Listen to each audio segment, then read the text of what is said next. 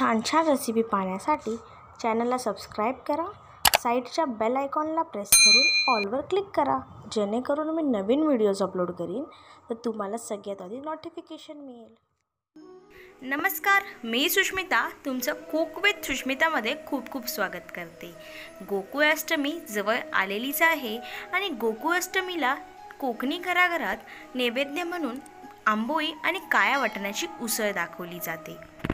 तर आज आपण ह्या व्हिडिओमध्ये पाहणार आहोत मालवणी पद्धतीने काळ्या वाटाण्याची उसळ कशी करायची।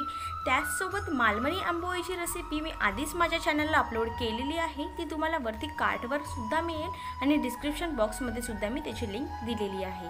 तर तुम्ही त्या लिंकवर क्लिक करून त्या रेसिपीला नक्की बघा, मालवणी आंबोळी कशी बनवायची ती। चला तर मग वेळ न घालवता आजच्या आपल्या रेसिपीला सुरुवात करूया।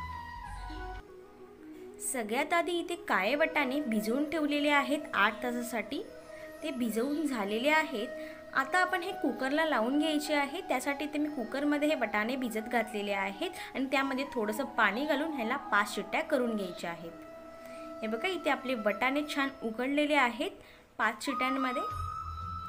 आता आपण ह्याची भाजी कशी बनवायची ती पाहूया।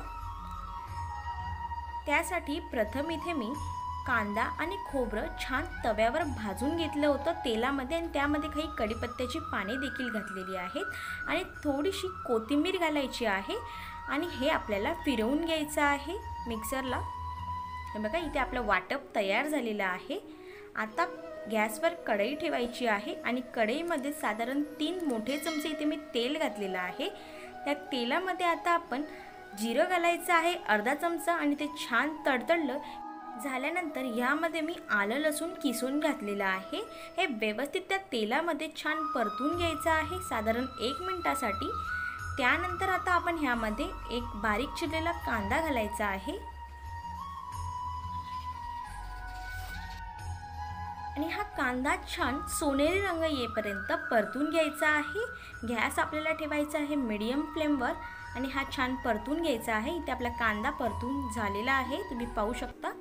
आता यामध्ये एक बारीक चिरलेला टोमॅटो घेतलेला आहे मी, तो घालायचा आहे आणि तो घालून झाल्यावर देखील असं छान परतून घ्यायचं आहे। आणि आता ह्यामध्ये मी काही मसाले ॲड करणार आहे। त्यामध्ये आता आपण स्टार्टिंगला घालणार आहे मालवणी मसाला साधारण 1.5 चमचा इथे मी घेतलेला आहे। तुम्हाला जितकं तिखट हवं तितकं तुम्ही ॲड करू शकता। त्यानंतर थोडीशी हळद घेतलेली आहे आणि चवीपुरतं मीठ घेतलेलं आहे आणि हे सगळं व्यवस्थित मिक्स करून घ्यायचं आहे। आणि आता आपल्याला हे तेल सुटेपर्यंत छान परतून घ्यायचं आहे आणि त्यावर आपण घालणार आहोत थोडीशी बारीक चिरलेली कोथिंबीर आणि हे झाकून ठेवायचं आहे साधारण 2 मिनिटासाठी।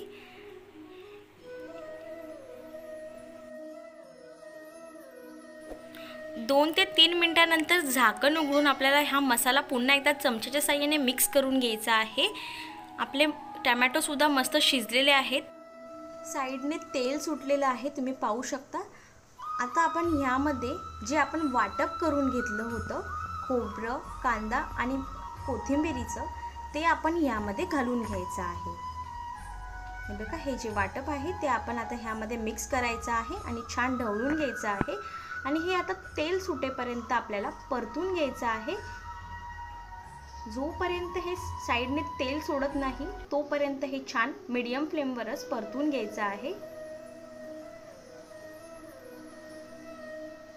हे बघा साधारण 4 मिनिटांनी ह्याला असं छान साईडने तेल सुटेल।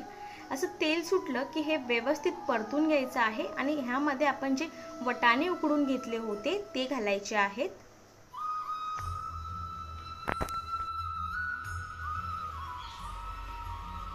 तुम्ही जर माझ्या चॅनलवर नवीन असाल तर चॅनलला नक्की सबस्क्राईब करा, सोबतच साईडच्या बेल आयकॉनला प्रेस करायला विसरू नका।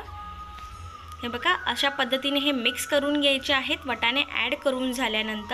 आता ह्यामध्ये आपण थोडंसं पाणी ॲड करणार आहे, पण ह्यामध्येले पाणी जे ॲड केलेलं आहे ते मी मिक्सरच्या भांड्यात घेऊनच ॲड केलेलं आहे, जेणेकरून जे वाटप थोडंसं मिक्सरच्या भांड्याला राहिलेलं होतं ते सुद्धा ह्यामध्ये मिक्स होईल व्यवस्थित। मी साधारण अर्धा ग्लास पाणी घातलेलं आहे। तुम्हाला जेवढी पातळ भाजी हवी तेवढं तुम्ही पाणी घालू शकता आणि हे व्यवस्थित मिक्स करून घ्यायचं आहे आणि ह्याला छान उकळी येईपर्यंत शिजू द्यायचं आहे। बघा आपली भाजी किती मस्त झालेली आहे बनून। आपल्या भाजीला बघा किती छान अशी तरी सुटलेली आहे।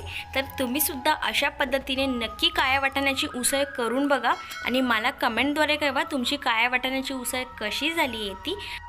चॅनलवर जर नवीन असाल तर चॅनलला सबस्क्राईब करायला विसरू नका। सोबतच व्हिडिओ आवडला असेल तर व्हिडिओला लाईक देखील नक्की करा आणि हा व्हिडिओ तुमच्या मित्रपरिवारामध्ये नक्की शेअर करा।